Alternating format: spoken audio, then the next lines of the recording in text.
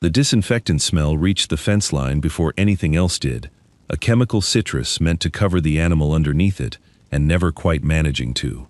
Beneath it ran something older, wet concrete, wire kennel mesh gone cold in the morning air. And beneath that, fainter still, the particular silence of a dog that had not eaten in 23 days and had stopped making noise about it.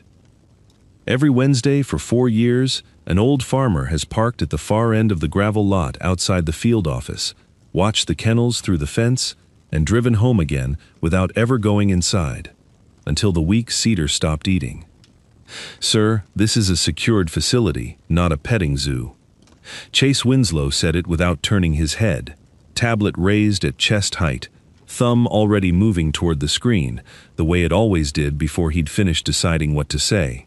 He had said some version of the same sentence to the same old man 11 times now, roughly once a month for the better part of a year, and each time the man had simply nodded, the way a fence post nods in wind, and driven off in a truck the color of a bruise healing. This time, the man didn't nod. This time he stood at the chain link with his hands loose at his sides and looked past Chase entirely, at the last kennel in the second row, where a 9-year-old Belgian Malinois lay with her chin flat against the concrete and her eyes open and her ribs rising in breaths so shallow they barely disturbed the water bowl 6 inches from her nose. 76 years old, 23 days without eating, 3 days until a board meeting would make the arrangement permanent. Nobody at the field office knew yet what those 3 numbers had to do with each other, or why an old man in a coat the color of wet bark had been driving 40 minutes each way for 4 years to sit outside a fence and never come through the gate, not until the week the dog on the other side of it decided, for reasons no tablet could explain, that he already had. If you've ever been written off for how you looked before anyone asked what you knew, type steady in the comments.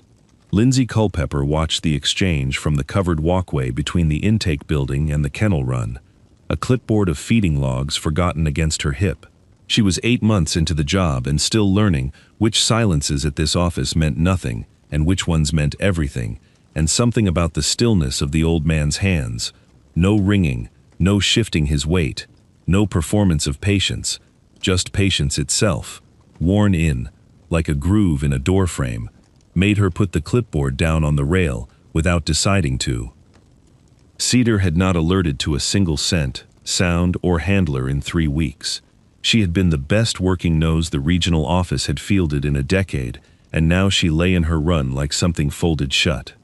The stress index app on Chase's tablet had a number for that. The number was bad. The number, as far as Chase was concerned, was the whole story. The old man at the fence said nothing back to him. He turned his head, just slightly, toward the last kennel, and for a moment, his lips moved without sound, 3 notes repeated, soft as something hummed to a stove-warmed kitchen, 40 years gone. Then he turned and walked back toward his truck, the way he always did, unhurried, a slight tremor riding his right hand until it disappeared into his coat pocket and did not come back out. Chase watched him go and tapped his screen twice, satisfied, filing the whole encounter under a category that did not yet exist for what was about to happen to his week. The coat was the color of wet bark, the kind of brown that only comes from rain and years, and being hung on the same hook through enough winters that the color stops fading and starts settling. Underneath it, a flannel shirt gone soft at both elbows, the plaid worn to a whisper of itself, a seed company cap, once green, bleached by 12 summers of a sun that did not care what a man had once been, sat low over a face weathered the way fence posts weather, not broken down, just made permanent. His name was Gilbert Ogle, and he was 76 years old, and for 4 years running, he had made the same 40-minute drive from a farm outside Millbrook Hollow to sit in the gravel lot of the regional K9 field office on Wednesday mornings, watch the kennel runs through a chain-link fence, and drive home again without a word to anyone. In his shirt pocket he carried a leash clasp. It had been forged, decades back, out of the brass of a spent shell casing, the metal worked smooth by a hand that had known exactly what shape it needed and had not stopped filing until it found it. One side of the clasp had gone dull and glassy from the particular pressure of a single grip closing around it, over and over, for years, the same 3 fingers, the same angle, the same worn understanding between a man's hand and a piece of hardware that had outlived every leash it was ever fastened to. He had never once clipped it to anything. He carried it the way another man might carry a coin he no longer spent, or a photograph he no longer needed to look at because he had it memorized down to the grain of the paper. His right hand carried a tremor that showed up in ordinary moments, reaching for a coffee cup, working a truck door handle, and disappeared entirely the instant his fingers closed around that clasp. It was the only time the hand looked like it had ever belonged to a younger man. Anyone who noticed would have called it strange. Nobody at the field office had noticed, because nobody at the field office had ever really looked. At the fence line, most Wednesdays, Gilbert hummed 3 bars of a hymn under his breath, low enough that it barely disturbed the air. It was not a habit anyone had asked him to explain, and he had never offered to. His late wife, Vera, had kept bees on their farm for 30 years and hummed those same 3 bars over the hives every single morning of her life. A private tune, with no name that either of them used, just a thing she did, with her hands busy and her mind somewhere warm. She had passed 6 years ago, quiet and slow, the kind of leaving that comes from illness and time rather than anything sudden, and Gilbert had kept humming her tune the way another man might keep a garden he no longer had a reason to tend, except that the reason was exactly the point. He did not think of himself, standing at that fence, as a man withholding anything. He thought of himself, if he thought of it at all, as a man doing what he had done every working Wednesday of an entire life spent around dogs that could not tell you what was wrong with them in any language but behavior. 41 years, in one form or another. He did not count it out loud. He did not count it for anyone. There had been another dog, once, whose name he did not say to strangers. Bishop had walked beside him through 4 years that Gilbert Ogle discussed with no one, not because the years were secret, but because they were finished, filed the way a man files a life he has already made peace with. Bishop had died of old age in 1979, on the farm, under a stone Gilbert had set himself, and in all the years since, no working dog Gilbert ever trained again fully replaced him. Not because the others weren't fine dogs, but because a first partnership does not repeat itself, it only echoes, and Gilbert had spent 4 decades listening for that echo in other dogs without ever expecting to hear it clean. He wasn't there to prove anything. He was there because Wednesday was the day Bishop used to work, and some habits outlive the reason for them. Nobody inside the fence knew any of that. What they knew was an old man in a bruised-colored truck who showed up, watched, hummed something under his breath, and left. It had been enough, for 4 years, to be dismissed as harmless. This particular Wednesday, it would not be enough for much longer. Chase Winslow was, by any fair account, good at his job. He crouched at the edge of Cedar's Run with the tablet angled so the morning light didn't wash the screen, and he read the numbers to Lindsay in a voice that was, if nothing else, precise. Resting heart rate still elevated for a dog this sedentary. She's not moving enough to justify it. Cortisol proxy's been flatlined high for 11 days. Appetite index is a 0, not a low number, a 0, meaning she hasn't touched food or treats in 23 days running. He tapped the screen twice before he read the composite score aloud, the way he always did, as if the tap itself lent the number weight. Stress index 8.9 out of 10. That's not a dog having a bad week. That's a system in shutdown. Lindsay wrote none of it down. She was watching Cedar's eyes instead, which tracked nothing and no one, fixed on some middle distance the kennel run didn't contain. She's not eating because she's grieving her handler, Chase said, not unkindly, just flatly, the way a man states a fact he has already grieved himself into believing is complete. That's textbook. Dogs bond to handlers, handlers get reassigned, dogs decompensate. The reassignment protocol accounts for a 2-week adjustment window. We're at 23 days. That's not an adjustment. That's a dog telling us she's done. Done meaning the board doesn't extend a working clearance on a dog who can't be handled, can't be scented, and won't eat. Friday. This gets voted, and Friday it becomes somebody else's problem in a kennel that isn't ours.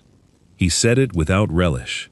That was the part that would matter later, though nobody watching him say it could have known it yet, that Chase Winslow was not a cruel man delivering a verdict, but a careful one, trusting an instrument that had never once, in 3 years, given him a wrong number.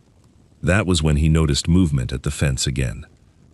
The old man in the bark-colored coat was standing closer to the gate than he ever had before, one hand resting on the top rail, watching Cedar's kennel with the particular attention of someone reading something written in a language everyone else in the yard had forgotten they once knew. "Sir." Chase stood, tablet still in hand, and crossed the yard with the clipped patience of a man who has had this conversation before and resents having to have it again. "I told you last month. I told you the month before that. This isn't public grounds." "I know it," Gilbert said. His voice was low and unhurried, the kind that made people lean in rather than raise their own. "Then you also know I can't have you approaching the kennel run. We've got a decommissioning process underway with a dog in active behavioral crisis, and the last thing that situation needs is an unauthorized civilian introducing an unknown variable."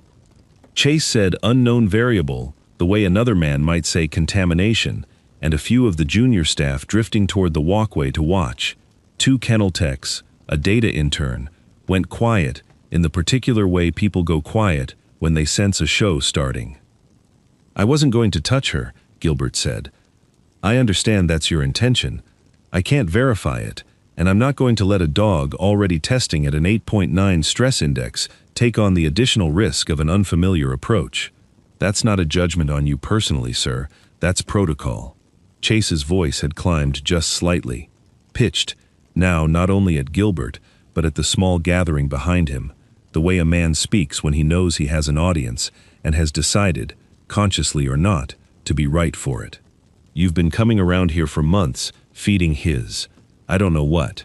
Through that fence, I've let it go because you haven't caused a problem, but we're 3 days from a board vote on this dog's future, and I need you to leave the property before I have to note this as a security incident."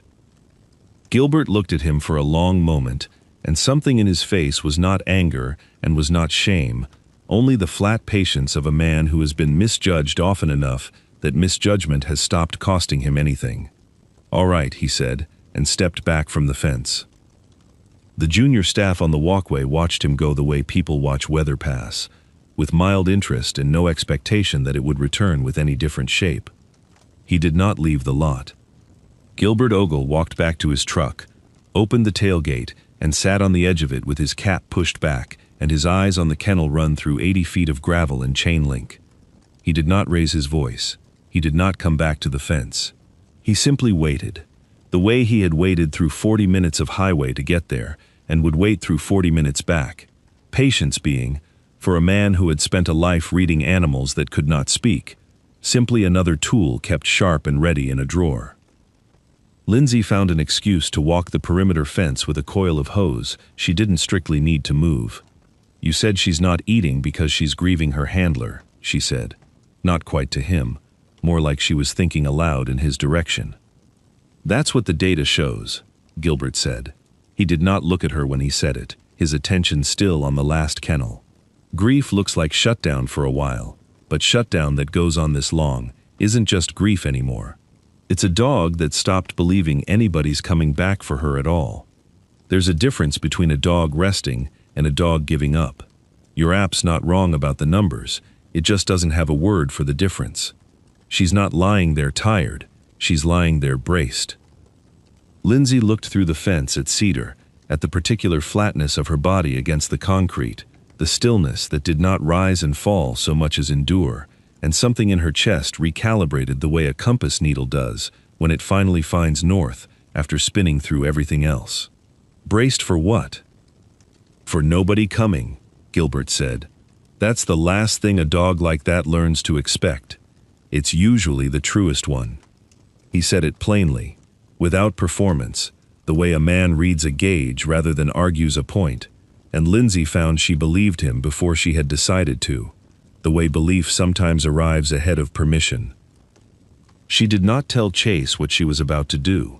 She simply walked to the gate, keyed the lock, and held it open 6 inches, glancing back once toward the office windows to be sure no one was watching who would stop her.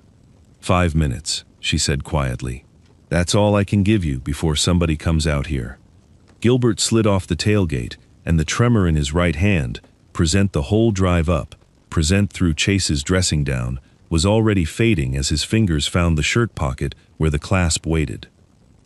He had barely crossed the threshold of the gate when a car none of them recognized turned into the gravel lot unannounced.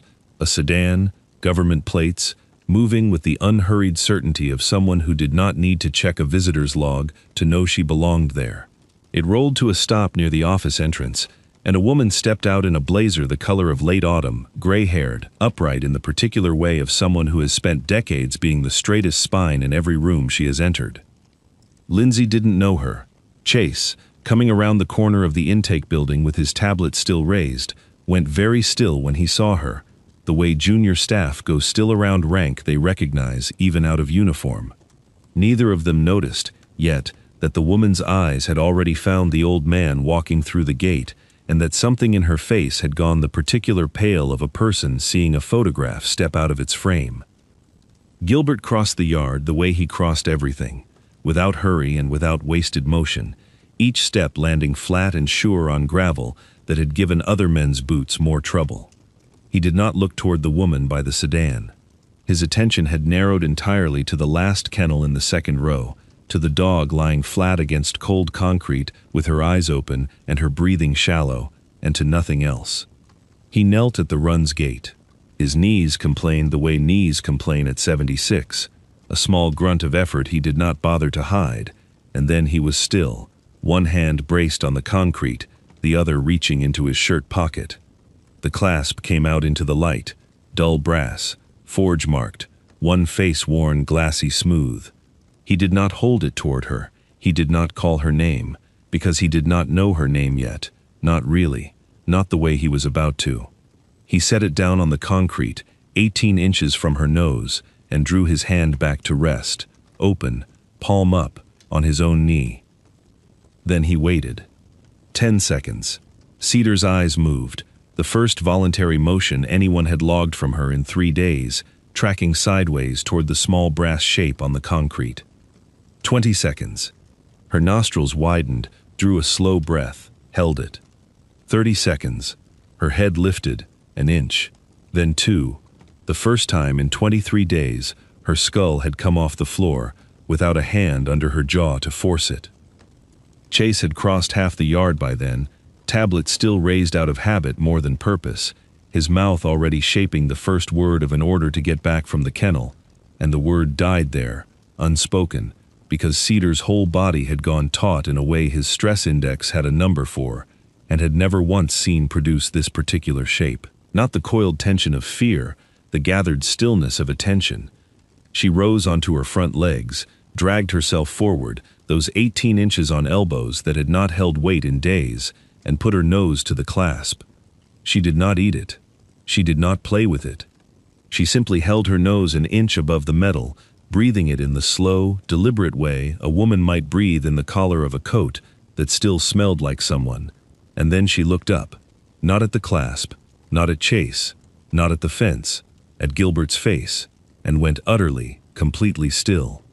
Not the stillness of shutdown, the stillness of a dog that has just remembered all at once an entire language it had been told no one still spoke. Cedar, Gilbert said, and it was the first word he had spoken inside that fence in 4 years. There you are. Nobody in the yard breathed for what felt like a long time, and was, by any clock, no more than 8 seconds. It was the gray-haired woman by the sedan who broke it, her voice carrying across the gravel with a crack down the center of one word, the kind of crack that comes from a throat that has not had cause to sound like that in years. "Gilbert," she said. "Gilbert Ogle." Chase turned, tablet lowering slowly to his side, his mouth open on a question he had not yet found words for. Lindsay's hand had gone to the fence rail without her noticing, holding on the way a person holds a rail when the ground has just proven less solid than they'd believed, and Gilbert, still kneeling, one hand now resting flat and easy on Cedar's shoulder, where her breathing had, for the first time in 23 days, begun to slow into something like rest, did not look surprised to hear his own name spoken by a stranger. He only nodded, the way a man nods at weather he has been expecting. Whatever this was, it was not the end of anything. It was only the door swinging open on a room nobody in that yard had known was still there. Colonel Marlene Ashcroft, retired, crossed the gravel with the particular economy of someone who had spent 40 years walking into rooms where every step was watched, and had long since stopped noticing the watching. She stopped at the kennel gate, looked down at Gilbert Ogle kneeling beside a dog that had not eaten in 23 days, and was now breathing like a creature returned to itself, and said nothing for a moment, that stretched long enough for Chase to find his voice before she found hers again. "Colonel," Chase said, straightening, "we weren't told you'd be observing in person before Friday." "I wasn't planning to be." Ashcroft did not look at him. Her eyes stayed on Gilbert, on the clasp still resting near the dog's paw, on the tremor-free hand flat against Cedar's shoulder. "I came because a decommissioning file crossed my desk with a dog's photo I recognized and a training history that read like half a page missing. I did not expect to walk into this." "Ma'am, if you know this man—" "I know his name," Ashcroft said. "I signed a report with it on it 50-some years ago, when I was young enough to still be impressed by paperwork."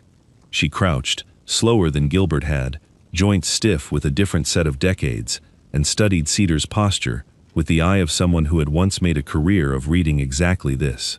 "This is a recovery response. Full nervous system stand down. I have not seen this executed cleanly in the field in longer than most of you have been alive." "With respect, Colonel," Chase said, and to his credit, his voice held more confusion than defense. "My assessment protocol doesn't have a category for this. There's no recovery phase in the current manual past the 2-week reassignment window. If a dog isn't stabilized by then, the recommendation is decommission. That's not me being unwilling to see something. There's nothing in the system to see it with." "There used to be," Ashcroft said quietly. Gilbert had not moved from Cedar's side. He kept his voice low, matched to hers, matched to the dog's slowing breath. "There was a third phase, once. After the 2-week window, before you call it finished. It doesn't work through commands. It works through the animal choosing to come back towards something familiar, on her own time, at her own pace. Takes patience most schedules don't budget for anymore." "I know," Ashcroft said. "You wrote it." Chase's tablet hung forgotten at his side. "Wrote it where?" "I pulled every author record tied to this protocol before I built my assessment framework off it. There's no Ogle anywhere in that file. The recovery phase citation, if there ever was one, is attributed to a contracted behavioral firm. I checked that 3 times because it seemed thin even to me." "It's thin," Ashcroft said, "because somebody made it thin." She looked at Gilbert for a long moment, something moving behind her eyes that looked less like recognition now and more like arithmetic, an old woman doing sums she had never expected to need again. "Friday," she said, finally, turning back toward the office building as though the word itself weighed something. "The board meets Friday to finalize Cedar's transfer. The order's already signed, pending vote. I came out here today to observe a decommissioning I assumed was straightforward." She looked back once more at the dog, calm now, under Gilbert's still hand, and at the brass clasp catching morning light on the concrete. "I did not come out here expecting to have to explain, in 3 days, why the record doesn't know your name." Gilbert said nothing to that. He only looked down at Cedar, at the slow, even rise of her ribs, and let his hand rest where it was. Whatever had just opened in that yard, it was not going to close itself. The supply closet smelled of dust and old toner, the particular attic museum smell of a room where things go to be forgotten on purpose. Lindsay had been sent to search it on nothing more than a hunch, and Colonel Ashcroft's memory that somewhere, before the office moved buildings 6 years back, there had been a physical binder, the original protocol manual, the paper ancestor of everything now living on Chase's tablet. "Nobody's opened this closet in years," Lindsay called back through the door, her voice muffled by boxes. "Half this stuff predates the current building." Inside the main office, Chase sat across from Ashcroft, with his tablet open to a screen full of authorship metadata, scrolling through revision history with the flat concentration of a man trying to disprove something he was starting to fear was true. The digital record shows the recovery phase language was added to a contracted firm's deliverable 9 years ago, he said. Whitfield Behavioral Associates. It's cited as their proprietary methodology in every version since. If Mr. Ogle wrote an earlier version of that same phase, there's no trace of it in anything I have access to. There wouldn't be, Ashcroft said. Digital records only go back as far as somebody bothered to migrate them. Paper doesn't lie the same way. Paper just gets lost. Or thrown out, Chase said. Found it. Lindsay's voice again, tighter now, edged with something between triumph and dread. She backed out of the closet with a binder held in both hands, its cover swollen and rippled from some old water damage. Corners gone soft and brown, the plastic spine cracked down the middle, like a spine that had actually broken. It was under a box of expired first aid kits. I don't think anyone's touched it since the move. She set it on the conference table and peeled it open with the careful two-fingered grip of someone handling something that might crumble. The early pages were foxed and swollen, some of them fused at the corners, but the middle section, protected by the weight of the pages around it, had survived clean enough to read. Gilbert stood at the far end of the table, hands loose at his sides, watching Lindsay's fingers turn pages he had not seen in longer than she had been alive. There, Ashcroft said, tapping a page before Lindsay had even finished turning it flat. Recovery Phase 3, Scent-Anchored Voluntary Return. The typed text was official, dry, procedural, the kind of prose written to be filed rather than read. But in the margin beside it, in pencil gone silver soft with age, small handwriting leaned across the white space, in a hand that had clearly written faster than it had ever meant to be noticed. Ashcroft's finger stopped moving. Her breath went out of her, in a way that was not quite a sigh. "Colonel," Chase said, "what's the timeline on your board seat? I need to understand what we're racing." "My advisory term ends this month," Ashcroft said, not looking up from the page. "This week, in fact. Friday's board meeting is also my last as chair. After that, whatever gets voted stands, and there is no one left on that board who was here 9 years ago to question how the record got written the way it did." She closed her eyes briefly, the particular closing of a person doing arithmetic she does not want to finish.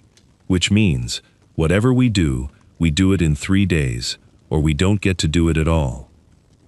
Lindsay looked between the three of them, the old farmer standing quiet at the table's end, the coordinator staring at a citation he had trusted absolutely, the retired officer whose signature was, suddenly, the only lock left on a door about to close for good, and understood, before anyone said it aloud, that the binder in front of them was not the end of the search. It was the first page of a different one. "Read the margin," Ashcroft said. "All of it, out loud." Lindsay bent over the swollen page, tracing the faded pencil with one finger to keep her place, and read the handwriting, the way a person reads something they suspect is a room they should not be entering without permission. Recovery Phase 3, drafted from field observation, 1970 through 1971 rotation. Scent object must belong to handler, not trainer. Dog must choose approach, never be led to it. Time cannot be rushed past what the animal needs. G.O. The initials sat there at the bottom of the paragraph, small and unhurried, the same economy of motion in the pencil strokes that lived in Gilbert's hands. "That's you," Chase said. It wasn't a question. His voice had lost, in the space of one sentence, the crispness it carried at the fence 3 days ago. "You wrote the phase my entire assessment framework doesn't have. You wrote it 50 years before I built a tablet that can't find it." "I wrote it because I lived it," Gilbert said. "Wasn't theory to me. Man doesn't forget a thing he buried himself." Ashcroft had gone very quiet, her finger still resting on the page, and when she spoke again, her voice carried none of the command that had walked her across the gravel lot 3 days before. "I need to tell you something," she said, "and it isn't going to make me look the way I'd like to look telling it." Chase and Lindsay both turned to her. 9 years ago there was a licensing dispute, Ashcroft went on. A contractor's firm, Whitfield Behavioral, wanted proprietary credit over the training methodology so they could charge a fee structure the office's budget that year couldn't absorb without a fight. The director at the time brought me a summary memo recommending we reattribute the authorship of a few legacy protocol sections to smooth the licensing negotiation. Said it was cleaner, said the original author wasn't with the agency anymore and wouldn't be affected either way. She closed her eyes. I signed it. I read the summary page. I did not read past it to see whose name was actually being erased, to make the numbers balance. The room held the particular silence of people recalculating who, exactly, had done the wrong they'd been hunting. I always assumed it was some clerical entry nobody would miss, Ashcroft said. I did not know it was yours, Gilbert. I am telling you that, not because it changes what happened, only because you deserve to know the wrong wasn't done by someone who thought about you for even a minute. It was done by someone, by me, who didn't think at all. Chase looked down at his tablet, at the citation he had trusted the way a man trusts a compass he has never had reason to doubt, and something in his face came apart quietly, without drama, the particular unraveling of a person realizing their instrument was never wrong, so much as it was never told the whole truth to begin with. I've been citing a firm that took credit for your work every single time I told you your methods weren't actionable, he said. You didn't know, Gilbert said. That doesn't make it nothing. No, Gilbert agreed. It doesn't, but it wasn't yours to carry either. What do you want? Ashcroft asked him. Out of the next 3 days? Because I can override Friday's vote. I have the authority to do that, as my last act on this board, and after Wednesday, I won't have it anymore. Tell me what to ask for. Gilbert looked at Cedar, lying now on a folded blanket near the conference room window with her head up, alert, watching the room the way a working dog watches a room she has decided is safe. 23 days had not undone 41 years of instinct. They had only buried it under grief, deep enough that no tablet could read past the topsoil. Put the phase back in the manual, he said. Not my name on it if that's trouble. Just the phase. There'll be another dog after her, and another handler after Chase, and they ought to have the whole book, not the half that got kept, because it was cheaper to keep. And the dog? Ashcroft asked. Don't transfer her. His voice didn't rise, but something in it settled, the way a level settles, once weight is finally distributed even. She's not fit for detection work anymore, and she knows it, and a kennel that doesn't know her name isn't going to fix what 4 years, with a handler she loved and lost, couldn't. I've got 40 acres and a fence line. She'd have a place. Ashcroft studied him for a long moment, then nodded once, the particular nod of a decision already made before the asking finished. Colonel, Lindsay said quietly, still bent over the binder, there's more in the margin. Further down the page. She read it slow, the pencil fainter here, harder to make out. Phase 3 depends on trust, rebuilt at the animal's pace, never the handler's. Watched it save a partner once who'd stopped believing anyone was coming back. Wrote this, the same month my Vera took sick. Some things you write down so you don't forget why gentleness matters more than schedule. The room went still in a different way than it had for Cedar. Chase looked up from the page, and whatever he'd expected to find in an old training manual, it had not been a dedication. Vera, Gilbert said, quiet, more to himself than to any of them. My wife. He did not elaborate, and no one asked him to. He only reached into his shirt pocket, found the clasp had somehow made its way back there without his noticing, and held it a moment before letting his hand fall still. Chase set his tablet down on the table, face down, for the first time since anyone in that office had known him. Will you teach me the phase? He asked. Not so I can put a number on it, so I know how to do it when the numbers run out. Gilbert looked at him for a long moment, at the young man who had ordered him off the property 3 days before, who had trusted an instrument the way Gilbert himself had once trusted a report that turned out to have half its pages missing, and something in his face eased, the particular ease of a grudge that had never really taken hold in the first place. I'd be obliged to, he said. Bring a chair. It's slow work. The board voted the following Friday. and Colonel Marlene Ashcroft's last act as advisory chair was read into the record in a voice that did not crack this time, steady as a woman, closing a door she had finally set straight on its hinges. The protocol manual would be amended to restore Recovery Phase 3 in full, credited, this time, to the man who had written it in pencil in a field notebook 50 years before anyone thought to put it on a tablet. The decommissioning order for Cedar was withdrawn, and the dog herself, in the quiet, undramatic language of federal paperwork, was released to private retirement care under the sponsorship of one Gilbert Ogle of Millbrook Hollow. 3 weeks later, on a Wednesday, Gilbert did not park at the far end of the gravel lot. He drove the truck the color of a bruise, heeling straight up to the gate, and Chase Winslow met him there himself, holding it open with both hands, the way a man holds a door for someone he has decided, finally, to see clearly. "Morning, Mr. Ogle," Chase said, and there was no tablet in his hands, no number waiting to be tapped twice and read aloud like scripture. Behind him, Lindsay carried Cedar's things in a cardboard box: a chewed rubber ring, a folded blanket, a stainless bowl with her name etched into the rim by someone who had, at some point in the last 3 weeks, decided the dog deserved that small permanence. Cedar walked out on her own 4 legs, tail low but moving, and pressed her head once against Gilbert's knee before he'd even finished opening the tailgate. "There you are," he said again, the same 2 words, and this time, the whole yard understood exactly what they meant. That evening, back on the farm outside Millbrook Hollow, the light went long and gold across the porch rail, the way it did every October, catching dust motes over the kitchen table, where Vera used to sit, shelling peas, and humming to herself with no name for the tune. Gilbert stood at the rail with the forged clasp back in his shirt pocket, not clipped to anything, never clipped to anything, just carried the way a man carries the one thing he never had to explain to anybody who mattered. He hummed 3 bars, low, unhurried, the same 3 bars he had hummed at a chain-link fence for 4 years running, and at his feet, Cedar lay with her chin resting heavy and warm across the toe of his boot, her breathing slow and even, a dog no longer bracing for anyone. Some of the most important records are never filed anywhere, but in the hands that did the work.